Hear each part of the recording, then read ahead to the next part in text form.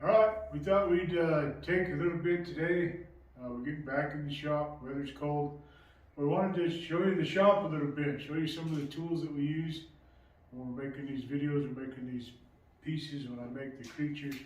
And we have a lot of we have a lot of tools. I have rooms full of tools, a backyard full of tools, coal forges. I collected anvils when nobody thought they were cool, I guess, whatever you want to call it. I have anvils from 300 pounds, 600 pounds, 50 pounds, all the way in between. I got leg vices, things like that. We'll go over a lot of the tools, but today we wanted to go over our little shop, show you this little area that I use all the time, and we'll start from there. We'll start with this anvil. This is one of my main shop anvils. It's a 300-pound Trenton anvil. Made the base, the stand for it when I was teaching welding through the high schools and things, and it was a fun way to get the students to just see something different. Pressure form those fish, this little frog. This whole top is a 1-inch plate.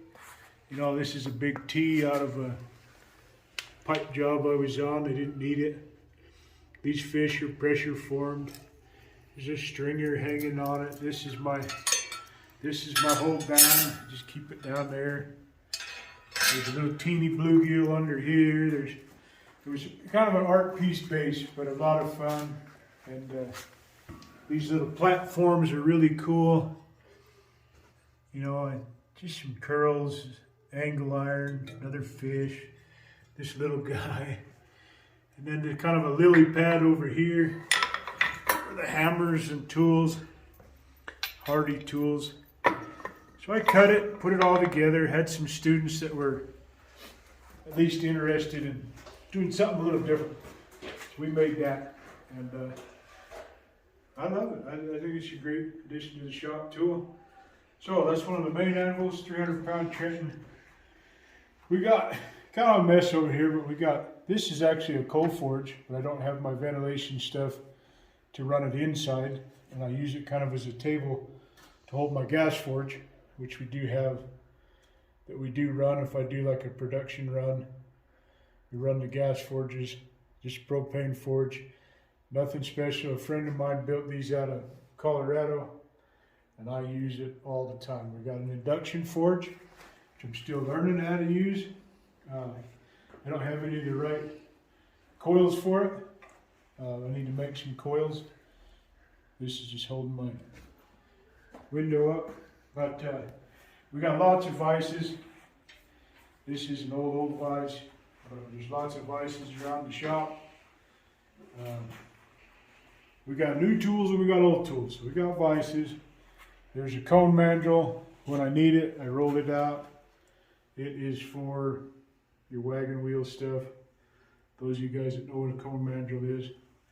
I got a little Anyang 33 power hammer. It makes my life great. It's very useful, small power hammer, but we use it a lot when we're running the production runs and building the different tools. Amazing tool if you get a very accurate air hammer, self-contained. Got a treadle hammer. This is a Mark inline treadle hammer. Very useful. A lot of times I'm working by myself, so it's extremely handy to be able to take treadle hammer, different tooling, be able to come in here and stamp and do things by myself. So we got the treadle hammer coming back around. This is a big arbor press, huge arbor press. I use it a lot for bending 90s or putting little bends in things. Not something I would see in a blacksmith shop very much, but very useful. Lots of anvils. I got anvils all over the place. I collected them, I traded for them. That one, I don't even know what it weighs. It's a hay button. We'll do a little video on some of the other anvils. It's gigantic. When you hammer on it, it almost hurts your teeth. It rings so hard. This I leave right here. I use it all the time. This is a bending tool. I will I can let you know the company and everything. He's still making them. But I can move all these tabs. This is set up for the wall hooks I build. It's just a bending jig. It is awesome. We have lots of, there's another leg vise that's on this particular table that just holds, pretty much it holds this bending jig unless I need to move some stuff around. Drill press, my drill's a piece of crap. I got another one. I use this one. Basically this shop right here is set up for making the wall hooks and the things that I sell all the time. So it has the same bit in it probably for 3 years, just for drilling little holes for the wall hooks. Tables, I got tables, but they get clustered. This is my little famous grinder. I don't even use it for grind. I guess I shouldn't call it a grinder.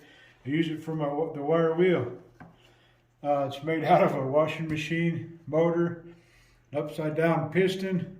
It's got horseshoes forged for guards. It's on an old piece of timber, wired to a light switch with a spring. We'll do a little shot of it on a separate video. We're going to make some shorts of just the tools, just because I love tools, as you can see from this mess. Going back around as far as the bigger shop tools that are in here, this is our flat press, screw press, whichever one you like to call them. Very handy. This is a number 5. I've been able to do lots of things with it. We'll show you some of the things to do with it, all the way from fishing lures, spoons, to bowls for ladles, candle holders, all kinds of stuff. You can build lots of stuff in here. Cold, aluminum bowl like that, you can do cold, and you can do it in about, I don't even know, probably 2 minutes with some tooling that I have for it and have made for it. You can cold form that bowl in just a matter of minutes. This is stainless steel. You can put your patterns in it and do all that. This is cold also. I didn't have to heat it up to make this bowl. Very neat tool. We'll be doing some videos on it, explaining how we use it in the shop.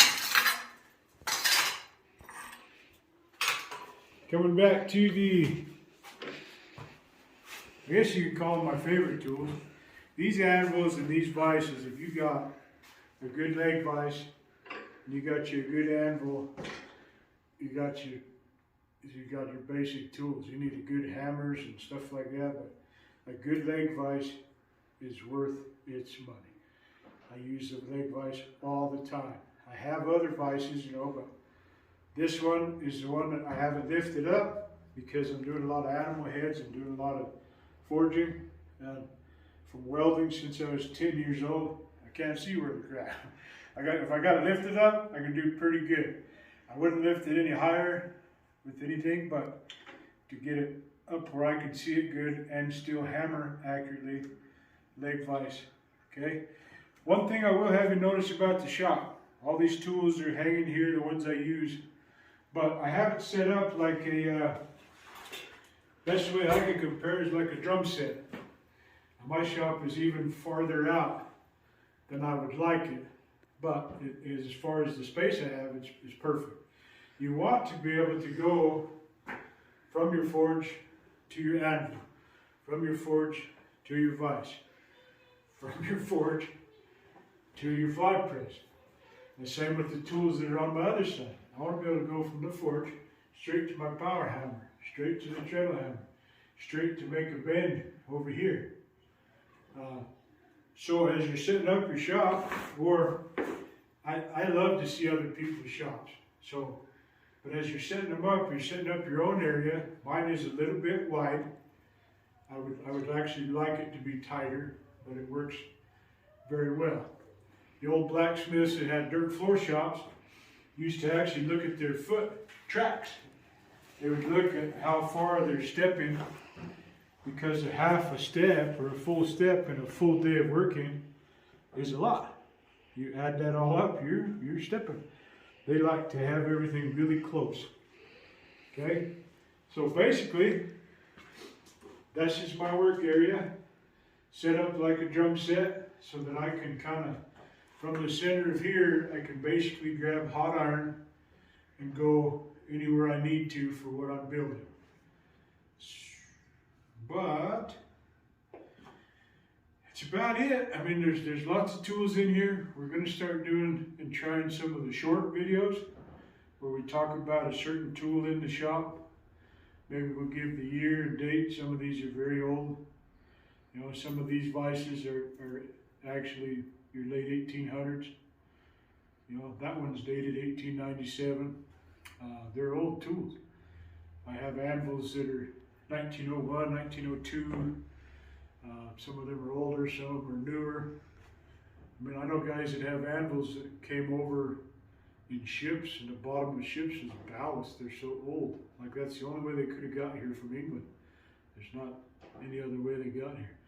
Pretty neat. So I hope you got your shop set up. Thought we'd give you a quick little tour of where I work and what I do. Hope you enjoy it. We'll keep going. Thank you for watching these videos and the things we build. We got lots of cool ideas and that we're going to be building right here. And if you have questions or about tools or about what we're doing or something you want to see, if you got something you want me to try and build, hit me up in the comments. Let me know. And like we say, hopefully you turn on your imagination, build you something cool. Get your shop set up. Keep it tight like a drum set. All these tools should be right there where you can just go right to work. So your time is used wisely. So with that being said, thank you very much. On to the next project. Let's go.